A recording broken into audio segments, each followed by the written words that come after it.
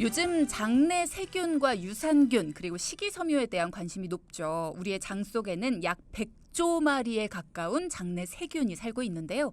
이 장내 세균들이 다양한 대사물질을 만들어서 우리 건강에 중요한 역할을 하고 있고요. 대장암 발병률과도 연관이 깊다고 합니다. 자, 오늘은 한림대 강남성심병원 외과 전문의 윤상남 교수를 모시고요. 식이섬유와 대장 관련 질환들, 특히 대장암에 대해 자세히 알아보도록 하겠습니다. 자, 교수님과 인사 나눠보도록 하겠습니다. 교수님 안녕하세요. 안녕하세요. 네, 반갑습니다. 외과 전문의신데 그중에서도 주요 진료과가 있으신 거죠. 어떤 환자들 주로 보고 계세요? 대장학문 전문의입니다. 아, 세부 분과로서 대장학문을 전공하고 있습니다. 그렇군요. 네. 와, 그럼 요즘에 이제 건강검진 때문에 많은 환자들도 찾아오실 것 같은데 네. 그런 분들이 어떤 고통을 좀 많이 호소하세요? 저한테 오시는 분들은 주로 혈변, 그리고 이제 치질과 관련한 여러 증상들, 네네. 항문에 뭐가 튀어나온다든지, 통증이 있다든지, 또는 고름, 진물 나오는 경우도 있고 여러 가지 종류의 증상으로 많이 오십니다. 그렇군요. 자, 오늘 대장에 대한 이야기를 많이 할 텐데요. 우리 몸에서 장의 길이를 따지자면 9m가 넘는다 뭐 이런 얘기가 있더라고요. 네, 맞습니다. 위 12지장, 소장, 대장으로 연결되는데요. 소장의 길이가 5m 이상 되고요. 대장은 약 1.5m 정도 길이고 그 중에서 직장, 항문에 가까운 부위, 직장은 15cm 정도가 됩니다. 대장에 여러 가지 기능이 있지만 가장 큰 기능은 수분 제흡수입니다. 그러니까 소장에서 대장으로 하루에 2리터 이상이 넘어가는데 우리가 변은 그렇게 많이 보진 않죠. 하루에 150cc 정도 고형변을 봅니다. 그러면 90% 이상의 수분이 제흡수된 거죠. 그리고 나머지 뭐 면역 기능, 영양 기능이 약간 있습니다. 지금 교수님 이야기를 들으면서 하루에 그 정도의 변을 봅니다라고 하셨는데 그럼 매일같이 변을 보지 않으면 문제가 있는 거죠? 매일같이 변을 보지 않고 한 3일에 한 번 보는 게 변비의 기준 중에 하나이고요. 하지만 저한테 오시는 분들이 항문에 불편감을 호소하시는데 그건 주로 불편한 변 때문이죠. 그런데 불편한 변을 보면서도 하루에 한 번 보니까 변비가 아니라고 생각하시는 분들이 많아요. 하지만 변비의 기준은 4번에 한 번이라도 불편한 증상이 있으면 변비입니다.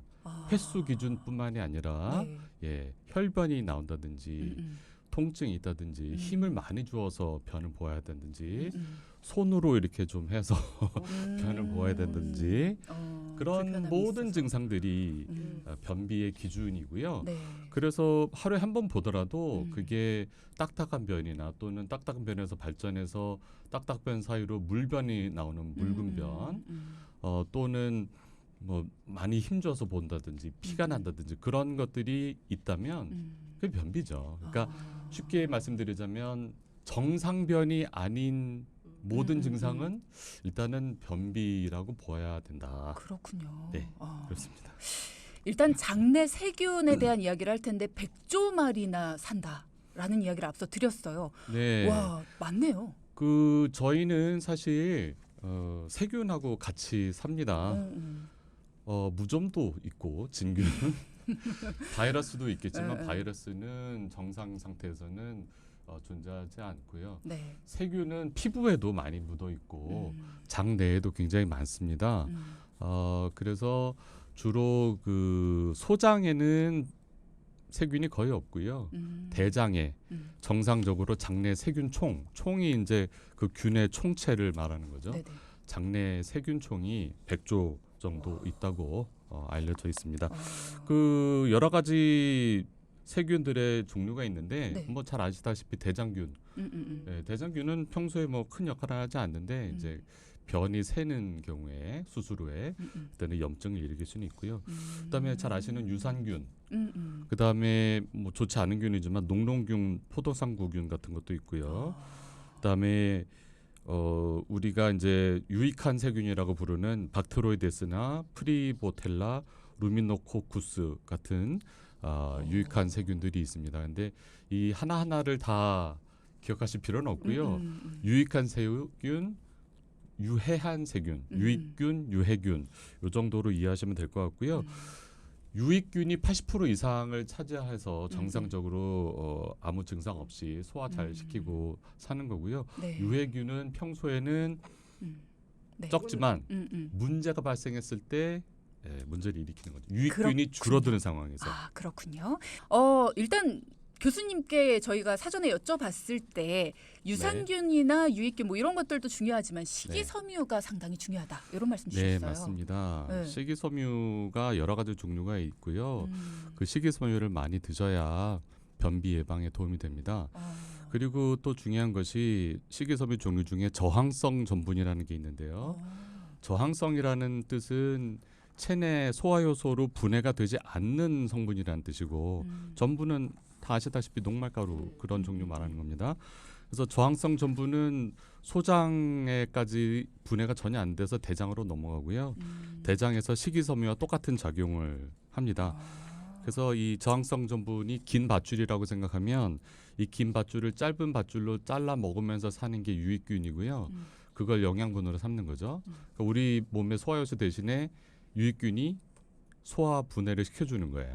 근데 그 과정에 부산물로 나오는 게 단수지방산이 몇 가지 나오는데 short chain fatty acid라는 거죠. 근데 그 중에서 가장 중요한 성분이 부티르산이라는 게 있습니다. 어렵네요. 부티르산. 예, 부티르산이 제일 네네. 중요한 성분이고요. 네. 이 부티르산이 대장세포의 에너지원이에요. 그러니까 대장세포는 우리 몸이 만드는 소화 흡수돼서 ATP로 만든 에너지를 에너지로 쓰는 게 아니고 부티르산을 주로 에너지원으로 씁니다. 70% 이상.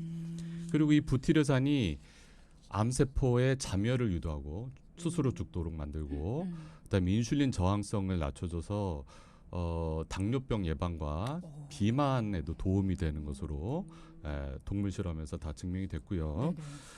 최근에는 그 2022년에 영국 뉴캐슬대 연구팀이 유전성 비용종증 대장암 1,000명을 대상으로 시행한 연구에서 네.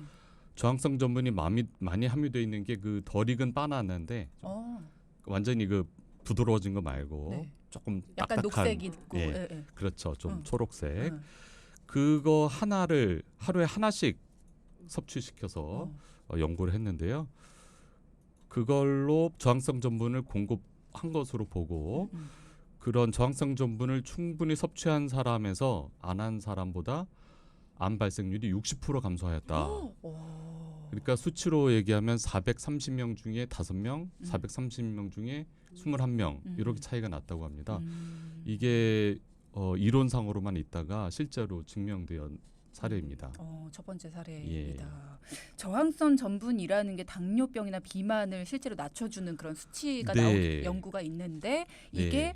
덜 익은 바나나, 그러니까 약간 떫은 맛이 나는 녹색 바나나. 그게 이제 대표적인 거고요. 그다음에 저항성 전분이 많은 음식에 어떤 것들이 있냐면 우리가 쉽게 많이 접하는 음식들이에요. 마늘, 양파, 감자. 굉장히 좋은 겁니다. 한국 사람들 많이 먹는 그다음에 거. 아스파라거스, 그다음 바나나, 그다음에 사과, 살구, 당근, 귀리, 겨.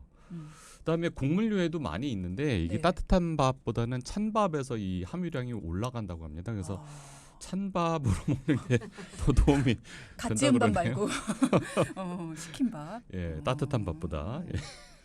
이유가 있나요? 찬밥에도 많은 이유. 그게 이제 기억해 보시면 네. 따뜻한 밥은 보드라운데 찬밥은 딱딱해지죠. 그게 저항성 전분이 굳으면서 생기는 거예요. 그럴 수 있군요. 예.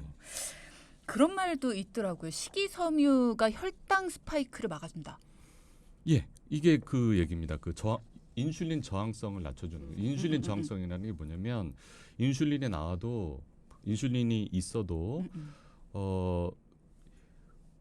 소화기관의 세포나 뭐 여러 우리 몸의 여러 조직 세포에서 저항성이 약간 있는데 그거를 낮춰준다는 거거든요. 그럼 인슐린이 작용을 잘하겠죠. 그래서 당뇨에 도움이 된다는 뜻입니다. 그래서 왜 네. 우리 밥 먹고 나서 식곤증처럼 맨날 피곤하고 막 몸 축축 처지고 하는 것들도 이제 좀 막아줄 수 있다. 뭐 이런 얘기가 있더라고요. 그러면 식이섬유가 부족한 우리 현대인들 이런 거 많이 섭취해주면 좋겠다라는 생각이 드네요. 네. 저는 맨날 익은 바나나만 먹었는데 덜 익은 바나나 먹어줘야겠네요라는 네, 네. 김지연님 말씀 있으셨습니다. 그렇습니다. 이 연구에서 덜 익은 바나나를 이용했더라고요. 아 그렇군요. 익은 바나나랑 차이가 좀 있나 봐요. 네. 자 그러면 우리가 이렇게 식이섬유의 섭취도 조금 덜 하고 그리고 또 앞서 말씀해주신 그런 유익균보단 유해균들이 안에 세균들이 더 많고 이제 네. 그런 장의 문제들이 일어났을 때 겪는 증상들 어떤 것들이 있습니까? 증상들이요. 네. 이 딱히 그거를 증상이라고 하기에는 좀 그렇지만 변비하고 일단 연관이 있고요. 비만 경향성이 좀 생길 수도 있고 대장 발생률이 높아질 수 있으니까 우리가 저항성 전분을 잘 챙겨 먹어야 되는데 그게 사실 전통적인 한식에 많죠. 네, 오늘 조금 이따 다시 말씀드리겠습니다. 네. 지금 말씀 주신 분들을 보면요. 요런 증상들을 말씀을 하시거든요.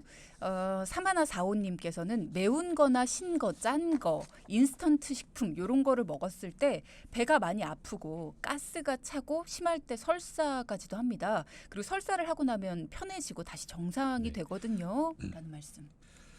그런 분들의 경우에 지금 말씀하신 음식들은 직접적인 원인이라기보다는 뭔가 유발하는 인자, 원인이 아니라 유발인자일 가능성이 많고요. 기본적으로 변비가 있는 상태에서 유발인자 때문에 뭔가 증상이 더 심해지는 상황을 겪고 계신 것으로 이해가 되고 변비라고 하면 딱딱한 변만 생각하시는데 네. 사실은 묽은 변 증상이 나타날 수가 있습니다. 무슨 뜻이냐면 숙변이 가득 차서 바위 틈으로 물 스며 내려오듯이 물변이 나오는 경우가 있습니다. 예, 그래서 그분의 경우에도 사실은 식이섬유와 뭐 가능하다면 유산균도 같이 좀 장기적으로 복용을 하시면 많이 도움이 되지 않을까 싶습니다. 그렇군요. 네. 근데 우리가 식이섬유로 복용을 한다. 이게 잠깐 좀 궁금증이 생겼는데 네. 식이섬유를 식품으로 섭취를 했을 때 네. 굉장히 많은 양이 필요하다는 얘기를 들은 적이 있어요. 맞습니다. 그 식이섬유 하루 권장량이 20g인데요. 네. 아까 말씀드린 저항성 전분을 포함해서 다른 모든 식이섬유 그것을 그러면 하루에 식이섬유 20g을 섭취하려면 귤로 따지면 몇 개를 먹어야 될까요? 귤로만 섭취했을 때 그러게요. 몇 개 정도 먹어야 될까요? 한번 찍어보세요. 업다운으로 30개. 업. 어우, 50개? 업. 100개. 네, 맞습니다. 와. 100개입니다. 금방 맞추시네요. 귤 100개면 어우, 손 노래지겠는데. 사과가 20개, 토마토가 10개. 김치를 보통 접시로 하면 50접시. 예, 시금치 무침 40접시 정도 됩니다. 와. 상당히 많은 양을 먹어야 돼요. 그래서 변비로 또는 치질 증상으로 오시는 분들 중에 저는 고기는 거의 안 먹고요. 야채만 먹는데 왜 그럴까요? 그러세요. 절대량이 부족한 겁니다. 예, 코끼리처럼 먹어야 돼요. 근데 우리가 그럴 수가. 그럴 수가 없죠. 그래서 좀 연세 있으신 분들은 주로 제가 식이 개선을 위한 설명보다는 약을 드립니다. 식이섬유 보조제 더하기 여러 가지 변비에 도움이 되는 약들 그렇게 처방을 해드리고 있습니다. 뭐 어떻게 드셔라 해봤자 많이 드시지도 못하고 그렇죠. 몇십 평생 드시던 거를 패턴을 바꾸는 것도 굉장히 쉽지 않다. 어렵고요. 억지로 먹을 수가 없어요. 맞아요. 예. 식이섬유는 특히나 우리가 보조 식품들을 통해서 좀 섭취를 해야겠다는 생각이 드네요. 네, 그 식이섬유 보조제가 그 약국이나 마트에 많이 팔거든요. 근데 주로 가루로 돼 있습니다. 가루로 돼 있어서 이거 먹기가 좀 불편해요. 그래서 오히려 제가 보는 환자분들은 알약이 있고요. 그 식이섬유 자체가 아니라 뭐 만든 거긴 하지만 그래도 식이섬유와 비슷한 작용을 하는 게 있습니다. 알약이 있고 또는 과립으로 알갱이로 되어 있는 과립 그런 과립으로 된 약도 있고요. 근데 문제는 가루는 너무 먹기가 불편하다는 거죠. 근데 아마존에 찾아보시면 이제 캡슐로 된 섬유소 보조제가 있어요. 그냥 구입할 수 있는. 근데 그게 우리나라에 이상하게 안 들어오더라고요. 제가 수입해 볼까 생각 중입니다. 제 2의 또 네. 사업을 꿈꾸고 네. 계시는군요. 그러면 또 이런 분도 계시는데 8634님께서 저는 아침마다 정말 많은 양의 변을 봅니다. 검은 변, 묽은 변일 때도 많은데 이거 안 좋은 건가요? 걱정이 좀 많으신 것 같아요. 예, 많은 양을 보신다는 게 어느 정도인지는 제가 잘 모르겠지만은 검붉은 변, 만약에 검은 변이다 그러면 그거는 출혈 오래된 피가 그렇게 보일 수도 있고 하지만 그것만으로 다 원인을 찾을 수는 없을 거고 드시고 계신 약이나 음식물과 연관이 있을 수도 있습니다. 예. 그리고 점액변이 나온다는 거는 뭐 그것도 사실은 대장암에서 나타날 수 있는 증상의 하나이기 때문에 만약에 대장 내시경을 아직 안 받아보셨다면 대장 내시경을 꼭 받아보시기를 권유드립니다. 어떤 증상이 보일 때 내가 대장 내시경을 받아봐야겠다라는 생각을 해야 될까요? 아무 증상이 없을 때 받아야죠. 아, 예. 더하기 증상이 있으면 더욱 받아야죠. 어떤 증상? 증상은 뭐 혈변 네. 또는 뭐 최근에 발생한 변비, 음, 뭐 살살 아픈 복통, 근데 뚜렷한 원인을 찾을 수 없을 때. 그리고 사실은 남자에서 빈혈이 있을 때 피 검사를 해서 빈혈이 나타나면 당연히 해야 됩니다. 여성분들은 빈혈이 좀 있을 수도 있지만 네. 남성은 빈혈이 있다고 하면 무조건 안 좋은 일이 생긴 겁니다. 가장 흔한 게 위암 대장암. 왜 그렇게 연결이 되죠? 남자는 피가 셀 데가 없어요. 음. 무슨 뜻인지 아시겠죠? 네네네. 그러니까 특별히 이상한 병, 드문 병이 아닌 다음에야 어디선가 피가 새고 있는 겁니다. 어디서 새겠습니까? 암에서 출혈이 있으면서 조금씩 피가 빠져서 빈혈이 생기고, 빈혈의 증상이 그럼 뭐냐? 어지러운 게 아니고요. 숨이 찬 겁니다. 왜냐? 적혈구가 부족하면 숨을 쉬어도 산소를 말초에 보낼 수가 없겠죠. 그래서 산소가 부족한 거랑 똑같습니다. 그래서 계단을 오를 때 숨이 찬 증상이 일단 나타납니다. 네. 산에 갈 때도 그렇고 계단 오를 때도. 그럴 때는 반드시 피 검사를 해야 되고, 피 검사에서 빈혈 수치가 있다면 반드시 대장 내시경을 하셔야 됩니다. 암 검사를 전체적으로 예. 좀 한번 해보시는 것도 예. 필요하겠네요. 네.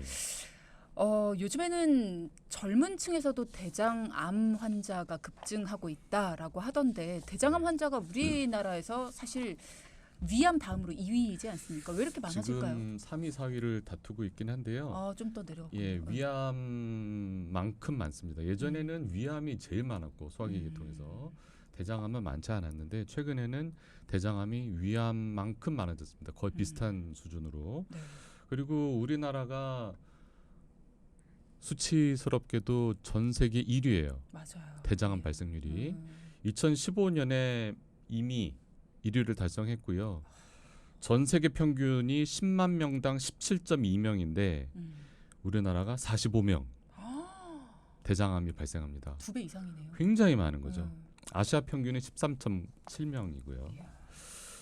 그다음에 2022년 작년에 젊은 사람들을 대상으로만 또 전 세계에서 연구를 했는데 20에서 40대까지 그것도 1위를 했어요. 왜 그래요? 한국이 우리나라? 12.9명, 10만 명당. 그리고 그 증가 추세도 연평균 증가율이 4.2%나 되는 것으로 연구되었습니다. 굉장히 심각한 상황이라고 봐야 되고, 그래서 원래 50대부터 5년에 한 번 대장 내시경을 하는 것이 건강검진 기준인데 40대부터 하시는 거를 권유드리고, 개인적으로는. 그리고 증상이 있으신 분들은 원하시면 해보시는 그렇죠. 게 좋죠. 그리고 저도 개인적으로 50대, 40대, 30대 환자들 예전보다 좀 더 많이 보고 있는 것 같습니다. 예. 우리나라 사람들 왜 이렇게 많아요? 저는 이게 그 대장암의 원인을 붉은 고기, 그러니까 네 발 달린 짐승의 고기, 그리고 뭐 운동 부족, 곡류 섭취 부족, 여러 가지 원인을 제시하고 있고 술 담배는 당연히 들어가고요. 근데 우리나라 사람들이 고기를 먹어봤자 얼마나 많이 먹겠습니까? 예전보다는 많이 먹겠지만 서양 사람들만큼은 많이 못 먹거든요. 그쵸. 그러면 도대체 뭐가 문제일까? 결국은 식이섬유, 저항성 전분 이런 것과 연관이 있지 않을까 싶습니다. 생각해 보시면 요즘에 젊은이들이 예전 전통적인 한식을 먹는 경우는 거의 드물다고 봐야 될 것 같고요. 김치를 안 먹는 젊은이들도 많다고 들었는데 보통 먹는 것들이 주로 패스트푸드, 배달 음식, 피자, 햄버거, 이탈리안 푸드, 분식 그런 음식들의 식이섬유가 얼마나 있을까요? 제가 보기에는 별로 없어 보이거든요. 그거 자체가 문제가 아닐까 싶고요. 남자가 여자보다 더 높죠. 그거는 뭐 여러 가지 생활 패턴 때문에 생기는 거지 않을까. 남자들이 좀 더 불규칙한 생활을 더 많이 하고 야간 작업이나 또는 독주, 소주 이상의 10도 이상의 독주를 마시는 경우도 많고 담배도 많이 피고 그런 것들이 전반적으로 영향을 미치는 게 아닐까 싶긴 합니다. 네. 대장에 그러니까는 장에 어떤 문제가 있다라는 걸 우리가 증상으로 뭐 많이 알 수 있죠. 뭐 변비도 많이 말씀 주셨고 또 설사 증상도 네. 있을 수 있고요. 또 배가 많이 아프다 하면 우리가 장에 트러블이 좀 있나 보다. 뭐 이렇게 생각을 할 수가 있는데 사실 대장암이라고 하면 우리가 어떤 것 때문에 대장암까지 왔을까라는 게 많이 궁금해요. 왜 대장암이라는 게 걸리는 거죠? 대장암의 원인은 아까 말씀드린 그 붉은 고기, 네 발 달린 짐승의 고기, 그다음에 곡류 섭취 부족, 운동 부족, 뭐 여러 가지 것들이 예방의학적, 통계학적으로 이제 그런 것들이 돼 있는데 우리가 명확하게 이 세상에 왜 태어났는지도 모르는데 그 암이 왜 생기는지는 아무도 모르죠. 다만 이제 대장암은 비교적 흔한 병이기 때문에 증상이 생기기 전에라도 미리 검진을 받으셔야 된다는 게 중요하다는 거죠. 예. 대장 내시경을 통해서라면 대장암은 반드시 발견이 됩니까?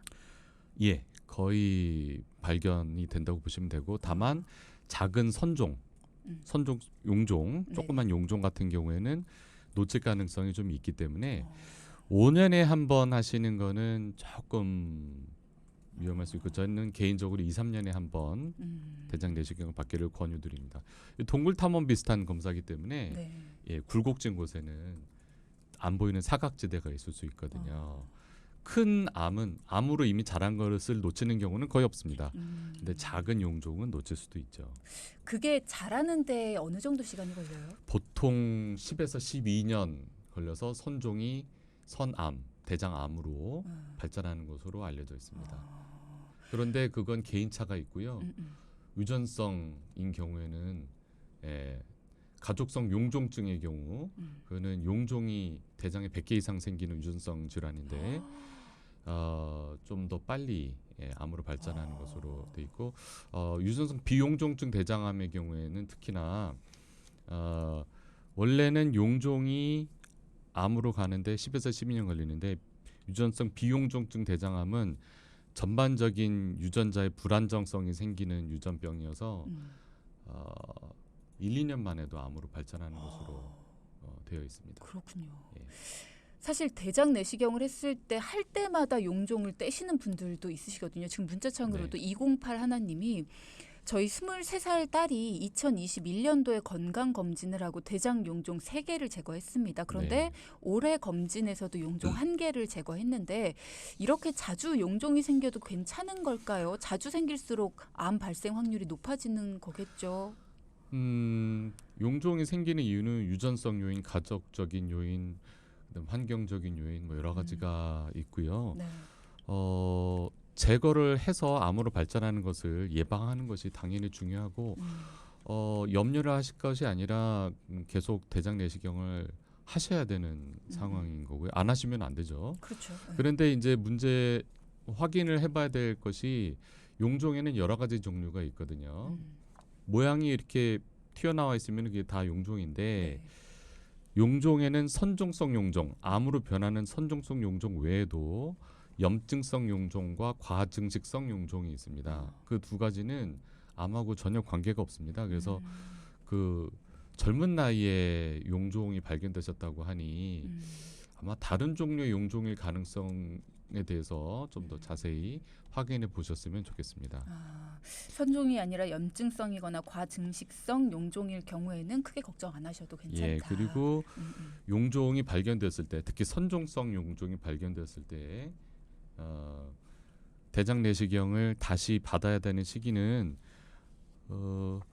3개 미만, 1cm 미만, 그다음에 선종성 용종에도 종류가 있는데 네. 관상 용종하고 육모성 용종 두 가지로 나뉘거든요. 근데 육모성 용종이 아니고 육모성 용종이 더 안 좋은 겁니다. 관상 선종인 경우. 아무튼 위험도가 덜할 때는 3년에 한 번 하시면 되고요. 기준상. 위험도가 높은 거 육모성 용종이나 1cm 이상 크기거나 3개 이상이거나 한 경우에는 1년에 한 번 다시 받기를 권유드리고 있습니다. 저는 대장 내시경을 지금까지 2번 받아봤는데 네. 교수님 저 진짜 상담 좀 해주세요. 2번을 받아봤는데 2번 다 전 최선을 다해서 주는 약품을 다 먹고 갔거든요. 네. 그리고 다 속을 이렇게 비운다고 비우고 갔는데 네. 깨끗하게 보이지 않음. 네. 네, 그러면 저는 용종을 떼지도 못했고 깨끗하게 보지 못하셔서 제대로 안에 용종이 있는지 없는지도 봐주지 못하셨으니까 안 한 거나 마찬가지 아닐까 걱정돼요. 그 장처치약이 대부분의 변을 제거해 주긴 하는데 평소에 숙변이 많으신 분들은 제거가 효과적으로 안 되는 경우도 있더라고요. 그래서 평소에 변비 관리를 근데 변비가 생각보다 흔해서 현대인들은 네. 거친 음식 안 먹잖아요, 예전만큼. 그리고 한식 예전처럼 그 야채, 채소, 뭐 나물류 뭐 이런 거 많이 안 먹잖아요. 네. 그래서 누구나 다 변비가 있습니다. 저도 한동안 고생했던 적이 있고 살 빼다가 누구나 다 변비가 있어요. 근데 아까도 말씀드렸다시피 3일에 한 번 가는 거 이상 돼야 변비라고 생각하시기 때문에 나는 변비가 아니다, 아니겠지라고 생각하고 사신단 말이에요. 근데 조금이라도 불편하면 변비일 가능성을 생각하고 식이섬유 섭취를 정말 신경 써서 많이 하셔야 되고 그걸로 부족한 경우에는 보조제를 쓰셔야 되고 보조제보다도 가장 좋은 방법은 사실 병원에 방문해서 처방 받으시는 건데 그 처방약이 사실은 가장 안전하고 가장 저렴하고 가장 효과적입니다. 그렇군요. 그래서 평소에 변비 관리를 하시면 네. 장처치도 잘 되시지 않을까. 예. 누구나 다 있어요. 유혜영님이 우리 네. 쭈디 변비 공개돼서 어째요 하셨는데 저 변비 없어요? 네. 굉장히 네. 흔한데 다들 말을 안 하셔서 맞아요. 서로 네. 모를 뿐입니다. 맞아요. 그런 솔직해 거죠. 주셔야 됩니다. PD님 변비 있어요 없어요? 불편한 건 없는데 있으실 겁니다. 네. 예. 응. 가끔씩이라도 있으실 거고요. 다 같이 예. 그러자 그랬더니 또 저선 변비 혼자 끼는 살겠다고 있으실 거예요.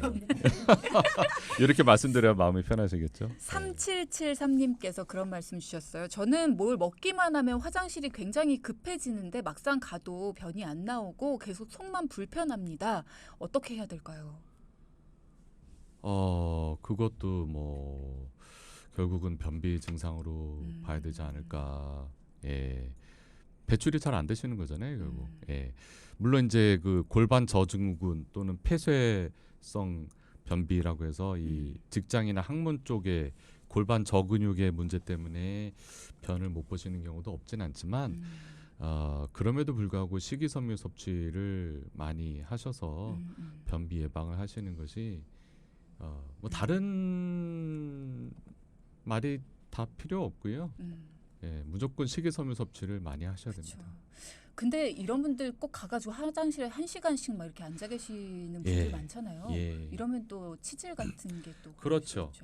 그래서 또 재밌는 얘기가 그러면 화장실에 오래 안 앉아 있으면 좋지 않겠냐. 그래서 스마트폰 보지 마라. 뭐 신문 보지 마라. 뭐 5분 이내 끊고 나와라. 뭐 너무 힘을 많이 주지 마라. 이런 말들이 많은데 네. 아니 그러고 싶어서 그러겠어요? 그러니까, 안 나오니까 그러죠. 그렇죠. 예, 그 피부가 다 확실히 올 때 가라. 소용없는 얘기고요. 식이섬유 섭취를 무조건 많이 하셔야 됩니다. 네. 그래서 쾌변을 보면 음. 당연히 뭐 쉽게 보고 바로 나오시겠죠. 예. 오늘 주제가 원래 대장암이 본 주제 기둥이었고요. 이제 나머지 식이섬유나 뭐 아니면 유산균 뭐 이런 아이들이 이제 겉가지였는데 저희 시간이 마무리할 시간이 됐어요. 벌써요? 교수님. 네. 그래서 저희 대장암을 어떻게 하죠? 다시 해야 될 것 같고요. 오늘은 식이섬유가 본 주제 같은 느낌이 좀 많이 들었습니다. 다시 나오셔야 될 것 같습니다. 교수님. 네, 오늘은 불러주시면. 여러분과 함께 식이섬유의 중요성에 대해서 한번 짚어보는 시간이었다. 이렇게 생각을 해주시고 다음번에 교수님과 함께 대장암에 대해서 다시 한번 이야기를 나눠보는 시간 갖도록 하겠습니다. 지금 빵이나 밀가루 먹었을 때 소화가 잘 안 됩니다 하시는 5296님이 있으셔서 시간이 많이 없거든요. 한 30초 정도 혹시 조언 주실 게 있을까요? 예, 그 아마 그 포드맵 종류 때문에 그런 이런 질문 하시는 것 같은데요. 네. 포드맵을 뭐 제한해야 된다 뭐 이런 얘기도 듣긴 하지만 뭐 그 밀가루 종류가 사실은 소화도 잘 안 되고 그래서 변비를 조장하는 걸 수도 있고요. 네. 그래서 결국은 식이섬유 섭취를 많이 하셔야 네. 됩니다. 오늘 함께해 주셔서 감사드리고요. 다음에 대장암에 대한 이야기 더 자세히 나눠주십시오. 오늘 감사합니다. 네, 감사합니다. 네.